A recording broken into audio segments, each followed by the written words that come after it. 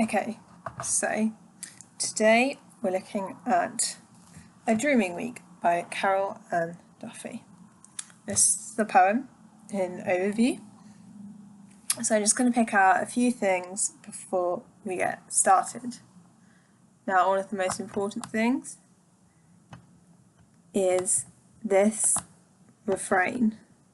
Not tonight, not tomorrow, not the following night, not the night after that, not the next evening, not that night either, not the last evening, I'm dreaming.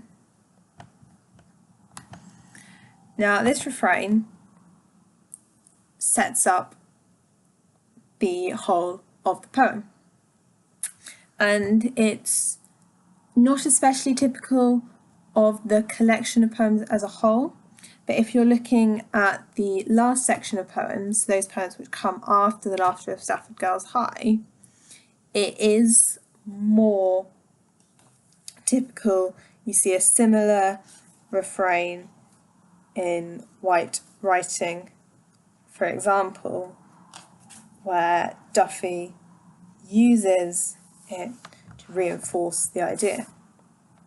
Obviously it's slightly different from a refrain because you've got the change from tonight, tomorrow, following evening, and you've got the progression through the week, and the 7 stanzas, it seems quite clearly, are designed to represent the 7 days of the week. But the anaphora of not actually starts each stanza negatively. There's a refusal.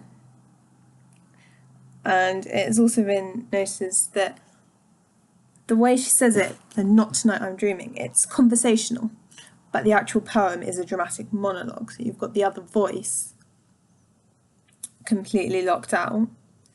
That brings the focus on the female.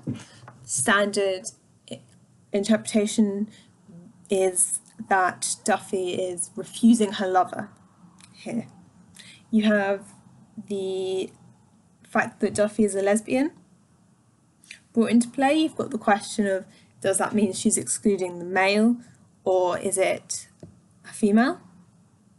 But I don't think that's a major theme in this poem. I personally like the interpretation where Duffy is instead putting off writing a poem. There's this playful tone throughout the whole poem, and it can be seen as a joke that Duffy is refusing to write a poem. She's saying what she prefers instead of writing a poem, but in doing that she ends up writing a poem. It's also important that the poem is set in an unusual type of tense. Each of these first phrases indicates time in the future. You've got not tomorrow, not the following evening, not the last evening, are all times in the future. But the present tense verb form is used.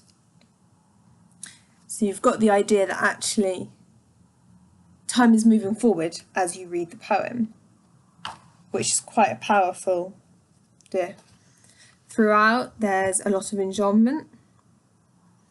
This can be seen to represent the fact that she's sleepy, she's tired. But notably, each stanza does end with a full stop, and that means that each day is viewed in its own right.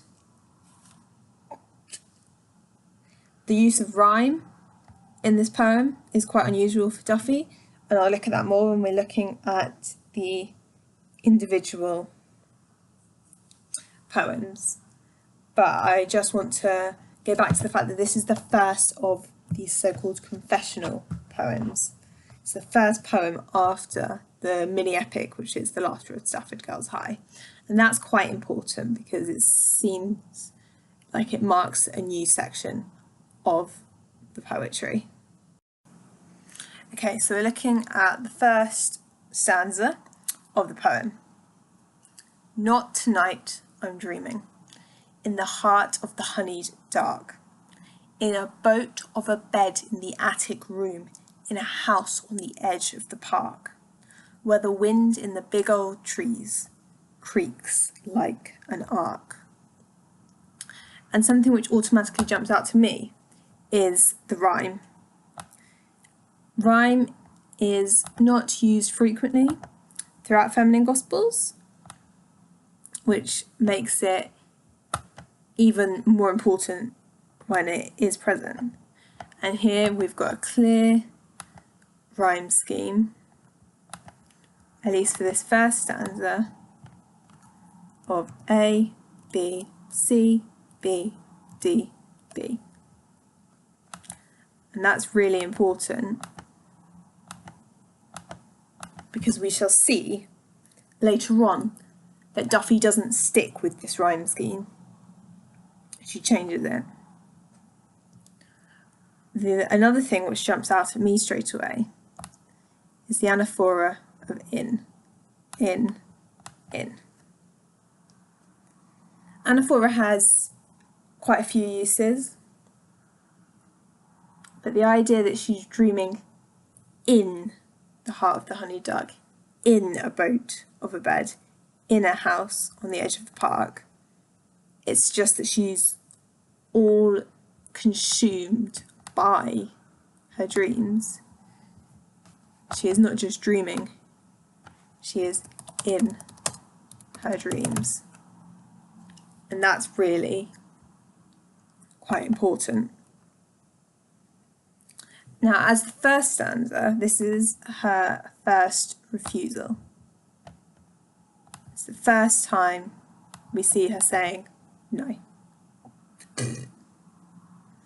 So the excuse "not tonight" is quite cliche, but actually normally the excuse would be something like, "Oh, not tonight, I've got a headache. Not tonight, I've got to go and see my Auntie Mavis." But what we're actually seeing here is the speaker saying, "No, I don't want to come out tonight because I'm dreaming." And that suggests to the reader that dreaming is important.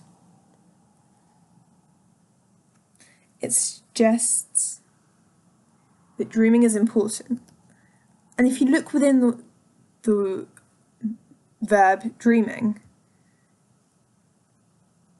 one of the first things to pick out is the desire in dreaming. And you've got this contrast of desire and sleep, because dream can connote both of those ideas. You've got the dream, the ideal, but also the dream in your sleep, and you wonder, is she just going to bed early? In the second line, we have this alliteration, in the heart of the honeyed dark, and then in the third line, we have boat of a bed. And that alliteration makes the sound very soft. It suggests an intimacy, especially heart of the honeyed. That's a lovely, lovely image of romance. And it's particularly interesting if you think that this is Duffy denying a lover. Because if so, she's saying, no, I'm not going to go out with you, I'm not going to have sex with you, but I will be in touch with the romantic side. Bed is also interesting because it could suggest sex. It could suggest sexuality. While the boat is a traditional symbol for travel, for moving on, for freedom. And freedom is an important theme in this poem. Duffy also brings in nature imagery, wind and the big old trees. And the big old tree, as well as the ark, they both have suggestions of biblical allusions or suggestions of religion. With the ark, we've got Noah, quite a clear, classic biblical image, which links back to the boat and reinforces that. But with the big old trees, it could be an allusion to the tree of knowledge. In Genesis, even, the importance of the ark is furthered because it suggests survival. The ark was a place of safety. And you have this idea that dreaming, for the speaker, is a place of safety. So the second stanza of A Dreaming Week. Not tomorrow I'm dreaming, till dusk turns into dawn. Dust, must, most, moot, moon, moan, down.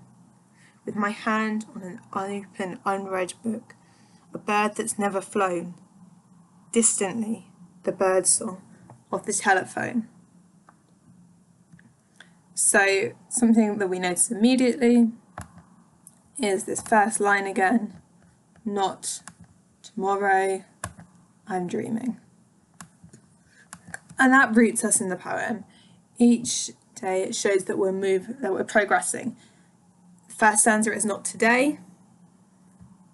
The second stanza is not tomorrow.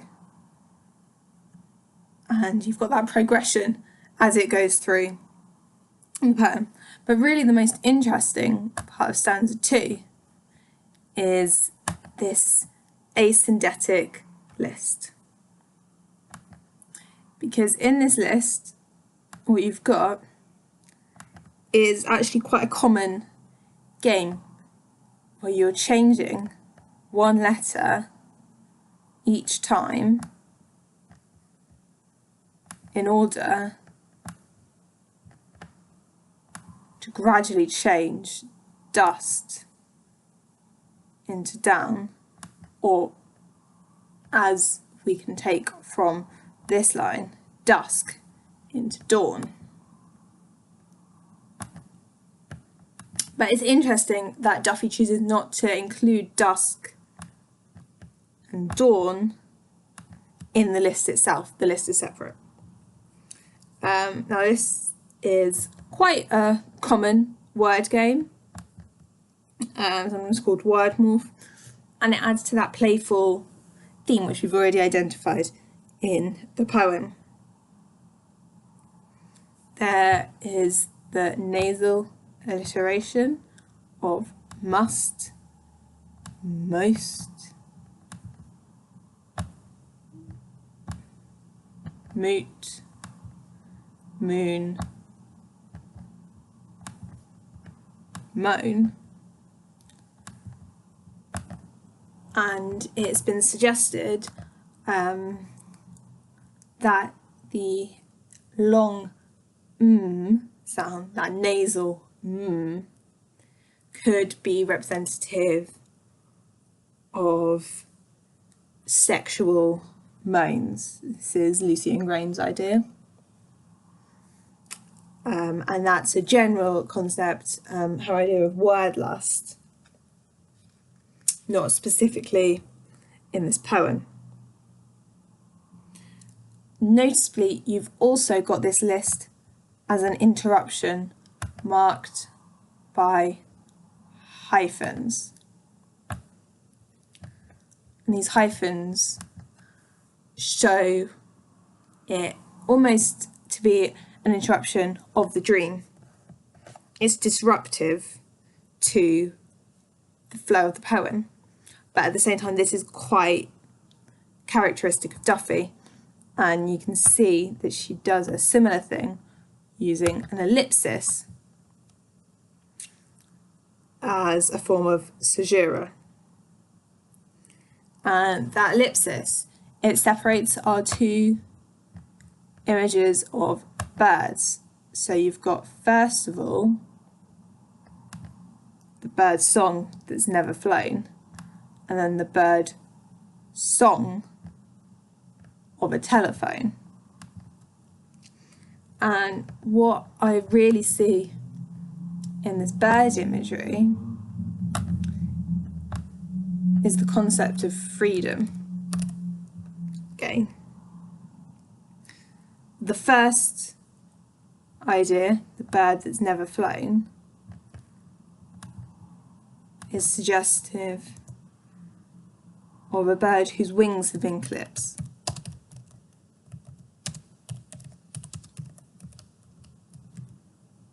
Who is trapped.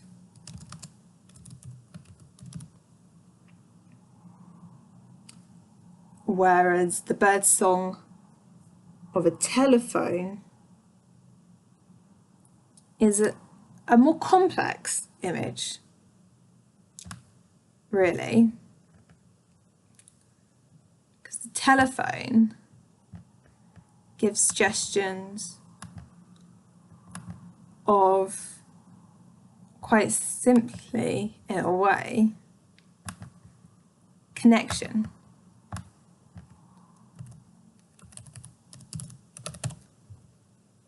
The idea of connecting, and in some ways that freedom to connect. This bird imagery has been linked to the open, unread book, and there seems to be a slight contradiction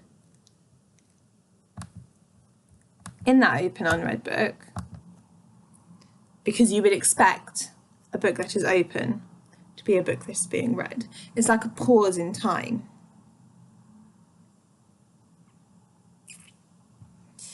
Now, if we're looking at the rhyme scheme, we can see that it doesn't have the A, B, C, B, D, B rhyme scheme of stanza 1.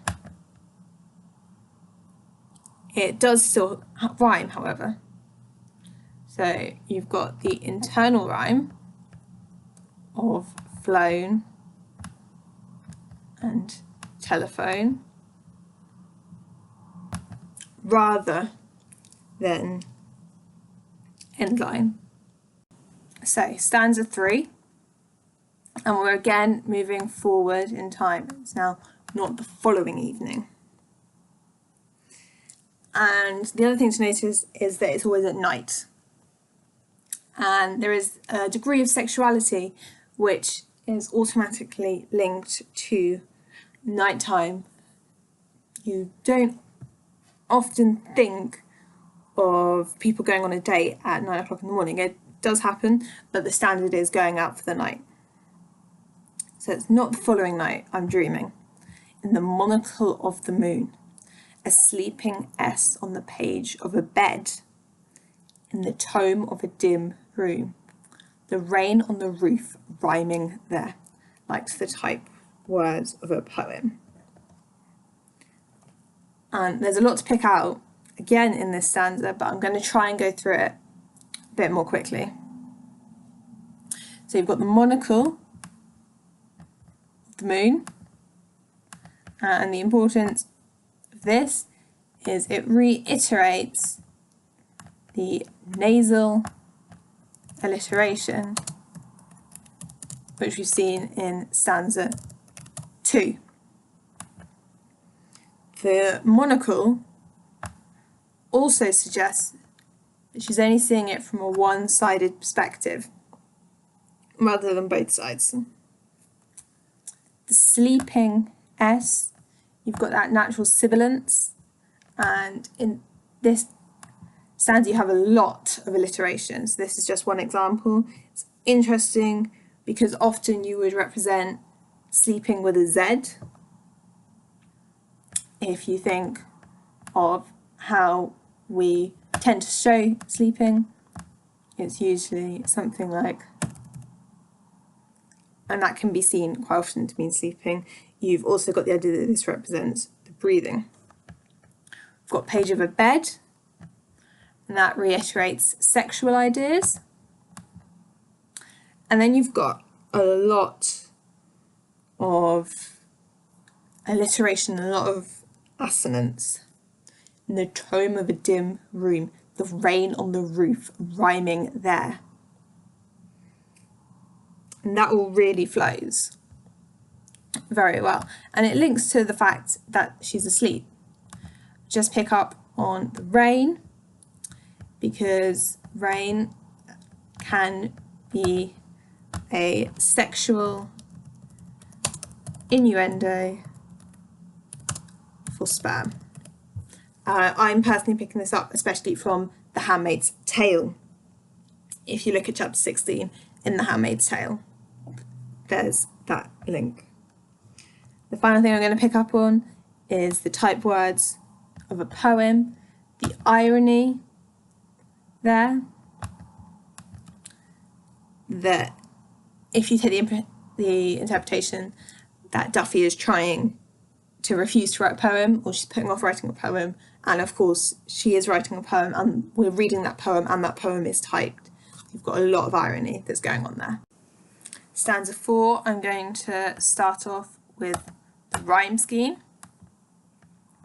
And the rhyme scheme in this stanza is again different from stanza 1.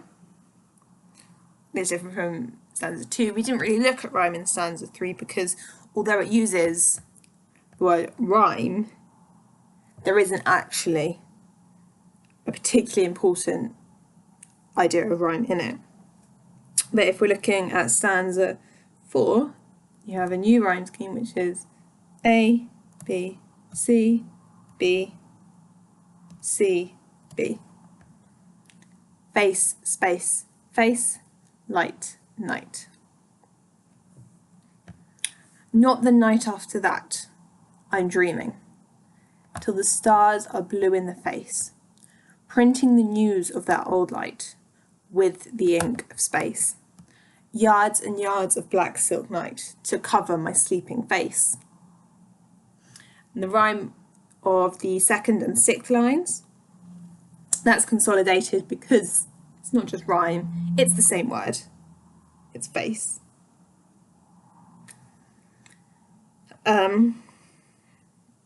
So stars are blue in the face is, or at least blue in the face, it's an idiom.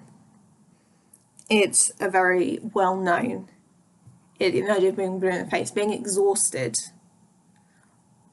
But the fact that the stars, the personified stars, are blue in the face, the suggestion that everything is tiring out.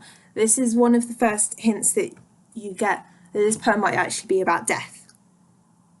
And the idea that even the world is coming to it at the end. When you're looking at the old light of the stars, that's quite interesting because it has been suggested that this is actually a literal image of the fact that the light we see from the stars isn't light in their time. It's because it takes so long for it to reach us. Obviously, even travelling at the speed of light, I believe it's approximately an 8-minute delay between light leaving the sun and reaching Earth. The whole stanza is quite celestial in its imagery. Ink of space linked to the stars, the old light, the black silk night. And celestial imagery can be quite sexual. The black silk night is often especially highlighted because of the idea of luxury, there's beauty, mystery, and also potentially lust. We're again focusing on the nighttime. Yards and yards, you've got this idea of excess. Excess, really unneeded, but also the vastness of space. And then in the final line, cover my sleeping face, there's a degree of disturbance in that, because you think, what is that suffocating?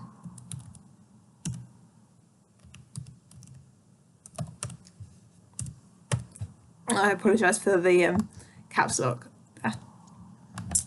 Is that suffocating? But it's also quite a peaceful image, which still evokes death. Not the next evening, I'm dreaming, in the crook of midnight's arm, like a lover held by another, safe from harm. Like a child stilled by a mother, soft and warm, 12 golden faraway bells for a charm. I think this is quite an enigmatical stanza, but the first thing I'm going to highlight is something obviously we've looked at a few times, which is the rhyme. And this is particularly interesting because of the use of sight rhyme, probably more in some ways than the use of perfect rhyme, and also the internalisation of harm. So arm and harm, that's a perfect rhyme. But then the final two lines, they look like they should be a couplet, warm and charm. But because of the way you pronounce those words, they don't actually rhyme. And in that, Duffy highlights that things aren't as you expect. They're not always as you expect. And this is a stanza which has ideas of protection. The idea of the crook is significant because there's a reminder of it, of the shepherd, and the biblical allusions which can be seen in 12 golden faraway bells, thought to link back to Exodus, are heightened because Jesus was the good shepherd. The whole idea of protection. And in Exodus, one of the themes in there is the way God is protecting the Israelites. These ideas of protection are heightened by lover held by another, and then that you've got internal half rhyme. Lover, other, it's not perfect rhyme, but it sounds very similar. And the traditional maternal image of a mother, soft and warm, is very comforting. It really is. Very comforting. But you've got to remember that this is all, again, dreaming. And you wonder, is she dreaming of that level of protection, or does she have that level of protection? And I suggest that it's probably the former. The other thing we've got in this is the reminder that she is dreaming by the fact that the images run over the lines. Lover held by another, safe from harm. Child stilled by a mother.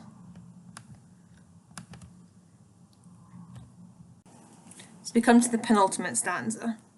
Not that night either, I'm dreaming, till the tides have come and gone, sighing over the frowning sand, the whale's lonely song, scored on wave after wave of water, all the wet night long. So continuing to be placed, I haven't highlighted this for the last few stanzas, but remembering that we're distinctly the night after, the next evening. It's a continuously moving forward progress. And this is quite a sad stanza, I think, even though it seems to be focused on the sea, and you might think of the beach, and the beach is usually a place of joy. But the whale's lonely song, for me, that's probably the most important line in this stanza, because when you think of a whale's lonely song, you don't only think of the loneliness, it's a deep desire, calling.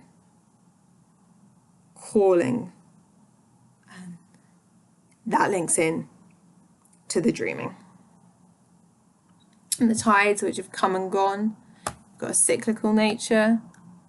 It's suggested perhaps a cycle of life, coming more into the time when you are thinking that perhaps she's dying. And again, we've got the use of alliteration, wave after wave of water, all the wet night long. Again, we've got the rhyming, song, long, para rhyme with gone. In fact, this stanza is really a culmination of techniques that Duffy has used throughout the poem. Not the last evening, I'm dreaming. Under the stuttering clock. Under the covers, under closed eyes, all colours fading to black. The last of daylight hurrying for a date with the glamorous dark. Now, the first time I read this stanza, it actually quite shocked me, because it's so deeply ingrained for me in the theme of death. There are so many images. Got the last evening, the idea that she will never wake up again, the stuttering clock, her time is coming to an end, all colours fading to black. You've got the black of the morning, but also the idea of her eyesight disappearing. And the last of daylight hurrying for a date with the glamorous dark. Again, the idea that her time is up. But interestingly, you've got this glamorous, because death isn't glamorous. And I wonder if Duffy is actually, whether she's promoting the romanticism of calling death glamorous, or whether she's using the juxtaposition between glamorous and dark to condemn the idea that death is luxurious.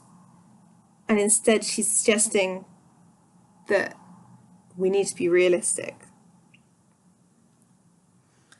So this is the third final stanza, and it's the only one that I think could be read as not only day of the week, seventh day of the week, but linking to Shakespeare's poem All the World's a Stage from As You Like It. So this isn't the whole speech. I've only got the bit that I think is relevant, which is quite a lot of it. And in this speech, Shakespeare highlights sex being the 7 ages. So we've got the infant, the whining schoolboy, the lover, soldier, justice or judge, the lean and slippered pantaloon. And this second childishness and mere oblivion, sans teeth, sans eyes, sans taste, sans everything. I think that's really, really powerful. And I think it links well with this stanza. You've got the sans eyes linking to the colours fading. To black, the underclosed eyes. Sans everything, hurrying to the glamorous dark. For me, there's a real deep connection there, and it suggests to me that this poem has complex meanings. You go beneath the surface, it's perhaps not classic for postmodernists to go beneath the surface, but I think you can get a lot out of this poem if you choose to.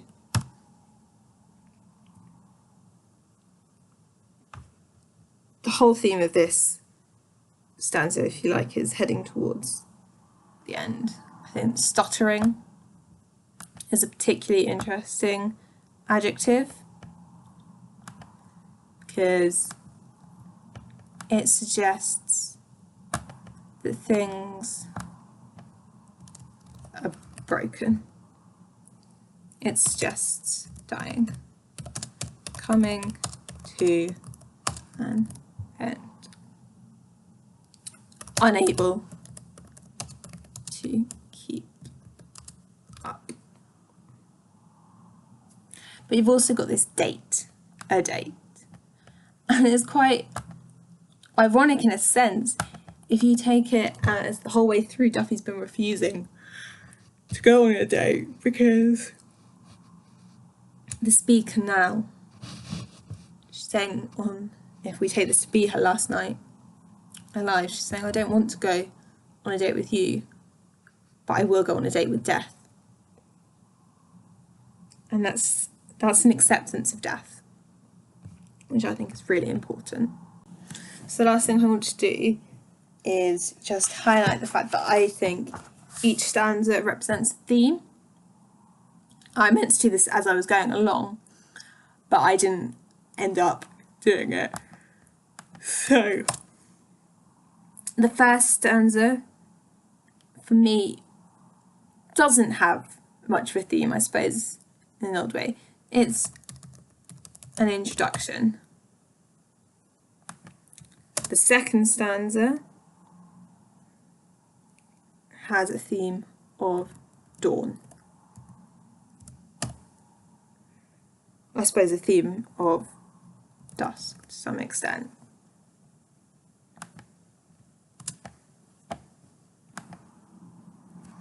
The third stanza has a theme of books. Fourth stanza, theme of space. And the fifth stanza, I would say there's a theme of family, or at least protection. Then the theme of the ocean, and finally the theme of time and the theme of death.